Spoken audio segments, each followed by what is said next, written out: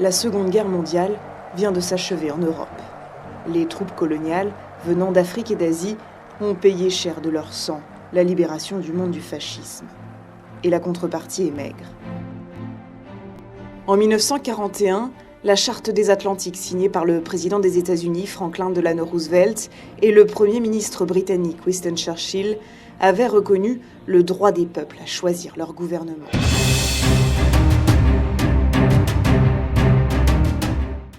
Les indépendances en Asie.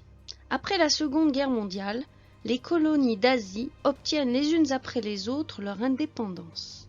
La décolonisation, qui trouve ses origines dans la montée du nationalisme pendant l'entre-deux-guerres, y est plus précoce qu'en Afrique. Le contexte international est alors favorable à l'émancipation des peuples colonisés. En effet, la guerre a fragilisé les puissances européennes dans les territoires qu'ils occupent, Inde néerlandaise, Indochine, Birmanie et Malaisie. Les Japonais discréditent la colonisation européenne par une intense propagande. Lorsque les puissances coloniales reprennent la main sur leurs possessions après la guerre, leur pouvoir est ainsi affaibli.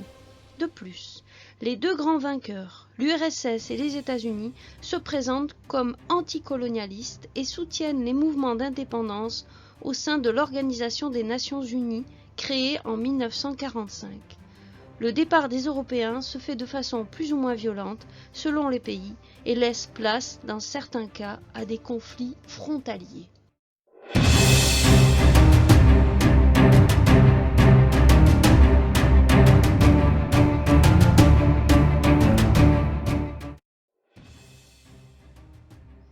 Une décolonisation progressive, 1945-1975. Après 1945, la domination coloniale est remise en cause dans de nombreuses colonies africaines. L'ONU, créée en 1945, devient la tribune des revendications nationalistes, portées également par l'URSS. En 1955, la conférence de Bandung, les non-alignés, qui voit l'émergence du tiers-monde sur la scène internationale, donne un élan au mouvement de décolonisation en Afrique. La majorité des pays africains s'émancipent de la tutelle coloniale entre 1956, Tunisie, Maroc, Soudan, et le début des années 1960, parfois au prix d'une lutte acharnée. Les deux colonies portugaises, Angola et Mozambique, accèdent à l'indépendance en 1975.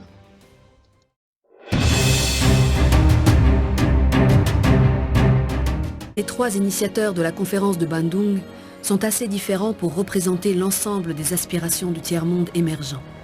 Il y a l'hôte de la conférence, l'Indonésien Sukarno, qui met en avant les 5 principes de l'Indonésie indépendante, le communiste chinois Zhou Enlai, qui voit dans cette rencontre l'occasion de se démarquer de l'URSS, et enfin l'Indien Nehru, adepte intransigeant du non-alignement et d'un socialisme spécifique à son pays.